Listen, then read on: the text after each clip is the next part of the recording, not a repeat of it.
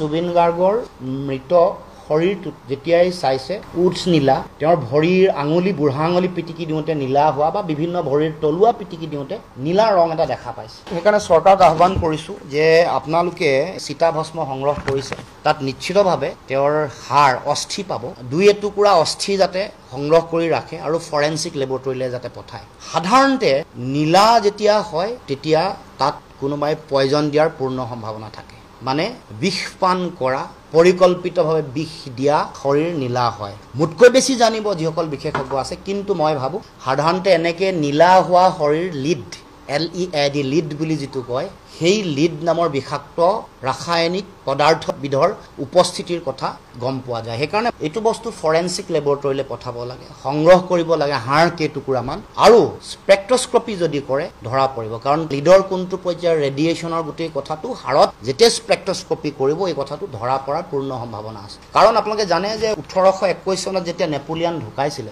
নেপোলিয়ানৰ চুলিৰ নমুনা সংগ্ৰহ কৰি ৰখা হৈছিলে। সন্দেহ কৰা হৈছিলে যে নেপোলিয়ানক হত্যা কৰিছে পৰিকল্পিতভাৱে, আৰু পিছত আৰ্ছেনিক তেওঁৰ চুলিত উপস্থিতি প্ৰমাণ পাইছে। গতিকে মই বিষয়টো যিহেতু অভিযোগ আহিছে, আপোনালোকে যিহেতু আমাৰ গুৱাহাটী চিকিৎসা মহাবিদ্যালয়ত দ্বিতীয় পষ্টমৰ্টেম কৰিলে, চুলিৰ নমুনা সংগ্ৰহ কৰিছে নাই এই কথাও মই খবৰ ল'ব খুজিছোঁ, জনাব লাগে ৰাইজক, অসমৰ ৰাইজক জনাব লাগে যে চুলিৰ নমুনা ৰাখিছে নাই। কাৰণ অপৰাধ অনুসন্ধান শাখা বা বিভাগে যেতিয়া এনেকুৱা ধৰণৰ হত্যা কৰা বা এটা অকাল মৃত্যুৰ কথা যেতিয়াই আহে, এইবোৰ মেজাৰ্ছ ল'ব লাগে। অসমৰ ৰাইজে জানিব খুজিছে যে জুবিন গাৰ্গ ডাঙৰীয়াৰ চুলিৰ নমুনা সংগ্ৰহ কৰা হৈছে নাই।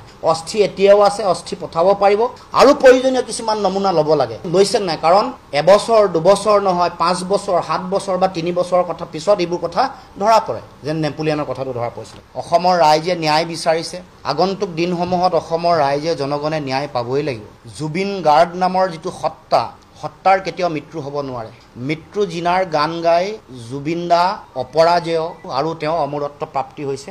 গতিকে আমি ন্যায় পাবই লাগিব। অসমৰ ৰাইজে জুবিন দাক ভাল পোৱা প্ৰতিগৰাকী ব্যক্তিয়ে ন্যায় পাব লাগিব।